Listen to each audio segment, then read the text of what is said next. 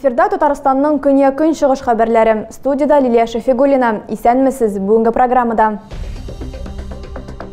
Яман шиш, ковид яки йөрәк кан тамыры авырулары. Күпчелек нинди авырулар үлемгә китерә һәм моның белән көрәшеп буламы? Әлбәттә, яңа бала тудыру йорты барлыкка килерме? Брифингта тагын нинди мәсьәләләр күтәрелде? Көчле рухлы спортчылар сәламәтлекләре ягыннан шикле балалар бозда иптәшләрчә уенда җиңү яулады. Хоккейчылар нәрсә турында хыяллана һәм Әлмәтнең Нефтяник Сленж командасы ничек барлыкка килгән? Халыклар дуслыгы спорт ашанлыгы. Төрле милләт вәкилләренең 40-тан артык командасы Лениногорскида очрашты. Кем җиңүгә лаек булды? Татарстанда күпчелек нинди авырулар үлемгә китерә? Әлбәттә, яңа бала тудыру йорты булырмы? Һәм сәламәтлек саклау ил күләм проекты ничек тормышка ашыла? Бу хакта министрлар комитетында узган брифингта республиканың сәламәтлек саклау министры Марат Садыйков сөйләде. Тагын нинди мәсьәләләр күтәрелде? Татарстан сәламәтлек саклау министрлыгының рәсми статистикасы буенча республикада кеше гомере еш кына йөрәк кан тамыры авырулары сәбәпле өзелә.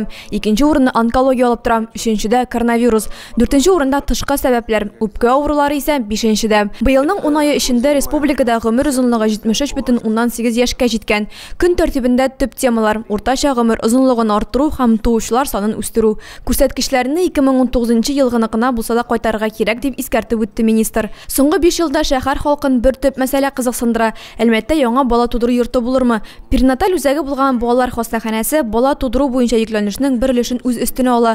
Яңа учреждение барлыкка килү белән нефтьчеләр ярдәм итә алачак. Мы прорабатываем вместе с Татнефтью о создании современного перинатального центра на юго-востоке республики. Когда мы достигнем консенсуса, мы проинформируем вас, когда, где и в какое время будет построен перинатальный центр Юго-Востока. Татарстанда быел сәламәтлек саклау системасында 34 объект төзелде. Аларның берсе Әлмәттә урнашкан. Агропоселокта гомуми практика һәм балалар табиблары офисы барлыкка килде. Табиблар һаман да авырларны дәвалау түгел, ә кисәтүне кулай күрә. Һәр хәлдә аны вакытында күреп алу мөһим. Профилактика чаралары арасында республикада беренчеләрдән булып диспансерлаштыру санала. Шул рәвешле гомумән алганда табибка якынча 2 миллион кеше күренгән. Руль артына исерек килеш утырган Әлмәтлегә 2 елга кадәр ирегеннән мәхрүм ителү яный. Март айында ул машина йөртаныклыдан колак каккан булган. Сентябрьдә янә яман юлга аяк баскан. Шул мизгелдән җинаять эше башлана. Яклау судтан аны аерым тәртиптә карауны сорады. То, что за руль сел, не средств состояния. И получать на 5 суток административное правонарушение, 5 суток регистрации полиции, когда 5 суток. Гаепләнүче үзенең җинаятьчел гамәле турында сөйлим. Наркотиклар саклауда хөкем ителгән егет аяк булмаган хәлдә руль артына утыра. 21 сентябрьдә сынау срогы тәмамлануга 3 көн калгач, ул юл патруль хезмәткәрләре белән очраша. Егет төнлә тәүлек буе эшли торган кибеткә бара. Сәфәрнең сәбәбе гади, күңелле мәҗлесне дәвам итәргә тели. Аңа кадәр үк хукук бузучы машина таныклыгыннан мәхрүм ителгән була. 29 мартта аңа 30 000 сум штраф салына һәм ел ярымга таныклыксыз калдырыла. Ярты елда үтми ир тагын хукук буза. Ул җинаять кодексында зур булмаган авырлык категориясенә керә. Димәк, хөкем ителүче төрмәгә сатылмый. Штраф, мәҗбүри эш яки шартлы срок белән генә котылу мөмкинлегенә ия була. Гаепләнүче һәм аның яклаучысы бу эшне аерым тәртиптә тикшерүне сорый, ләкин прокурор каршы килә. Димәк, эш гомуми тәртиптә каралачак. Шулай итеп, эш материалларда каралачак һәм игълан ителгән барлык шаһитлардан да сорау алыначак. Яклар 12 декабрьдә Әлмәт судында янә очрашачак. Баулының шәһәр мәчетенә укырга йөрүчеләр изге гамәлгә, хәрбиләргә ярдәм йөзеннән оек башлары бәйлеге алынган. Бу беренче генә берләшү түгел. Алар әлеге шәнлеккә узган атнада башлангыч биргән. Гали мәчетендә аны Гөлсурур Абыстай Гафурова оештырган. Айгөл Хөсәенова дәвам итә. Мәчеткә генә хас тынлыкта бүген бары тик бәйләмнәләре тавышы гына ишетелә. 15тән артык ханым бердәмләшеп эшкә тотынган. Шушы оек башлардан да кирәкле әйбер булмас дидек. Шуның өчен без үткән атнаны оештырып бәйләдек. Бу атнаны бәйләдек.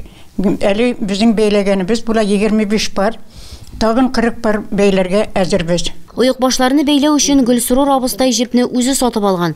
Тагын алырга исәбе бар. Моңа кадәр Гөлсурур Абыстай үз гаиләсе исеменнән 34 пар җылы эчке кием, аптечка, курткалар алып җибәргән булган инде. Мәчеткә укырга йөрүче ханымнар арасыннан Гөлзәрия Халиуллинаның Әлмәттә яшәүче Ныгы Тимур бүгенге көндә махсус операциядә катнашырга Украинага юл тоткан. Газиз балам, оныгым хакында күз яшьләрсез генә сөйли алмыйм. Хәзерге көндә борчылып торам, ди ул. Рәсимә Хыббатуллина да мәчеткә укырга йөри. Уек баш бәйләү эшенә ул да теләп кушылган. Бер носкины ул инде вакытыңа карап, аннан соң столыгыңа карап бәйлисең инде. Менә мин үзем 2 көнгә бер пар бәйләргә магу. Шуңа безнең балаларга исән сау кайтырга язсын. Ханымнар мәчеттә бәйләм артында 2-3 сәгатьләрен уздыралар. Аннары бәйләмнәрен дәвам итәргә дип өйләренә дә алып китәләр. Киләсе сюжетыбыз геройлары үз мөмкинлекләреннән чыгып, кыенлыкларны җиңә беләләр. Слэш хоккейчылар Батыр командасы белән Габдрахманда очраштым. Көчле рухлылар турында алдагы материалда. Дусларча очрашуның кызган мәле Габдрахманның боз корында Батыр һәм Нефтяник Сленч командалары очрашты. Уен инвалидлар декадасына багышланды. Биредә иң тугры җанатарлар хоккейчыларның әниләре утыра. Альбина Назарова 26 номерлы уенчы. Улы Александрдан күзен дә алмый. Нәкъ менә малайы ханымны хоккейга гашык иттергән. Күчмә матчлар вакытында Сашаның уенын әтисе, әби бабалары күзәтә. Ул кичкенәдән хоккей белән шөгыльләнергә хыялланган, әмма моның диагнозы сәбәпле бу мөмкин булмаган. Бүген исә Нефтяник Сленч годы уенчылардан бер дә калышмый диярлек.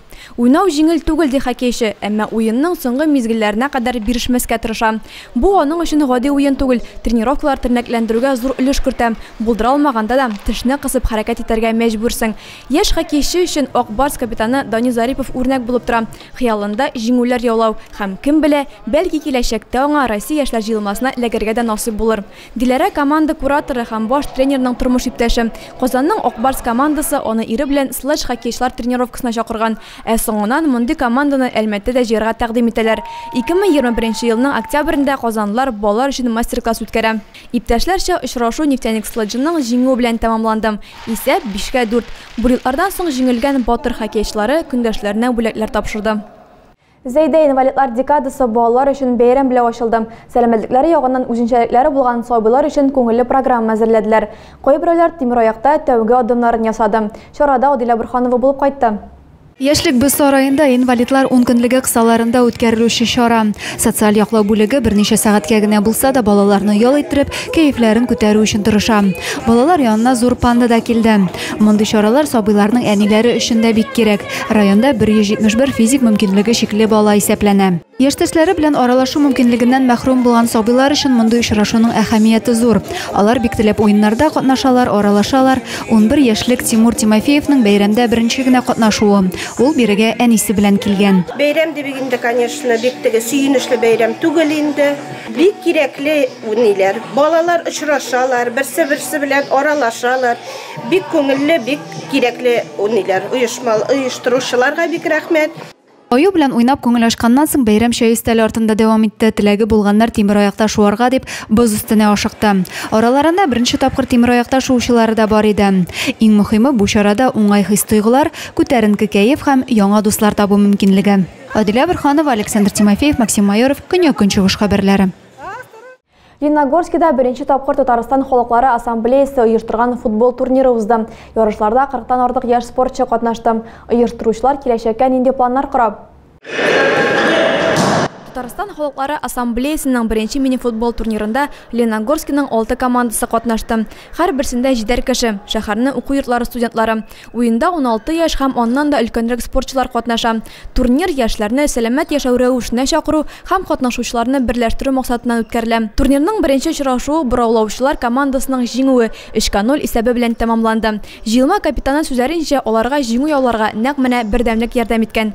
Футбол дөньяның төрле почмагында яшәүчеләрне берләштерә.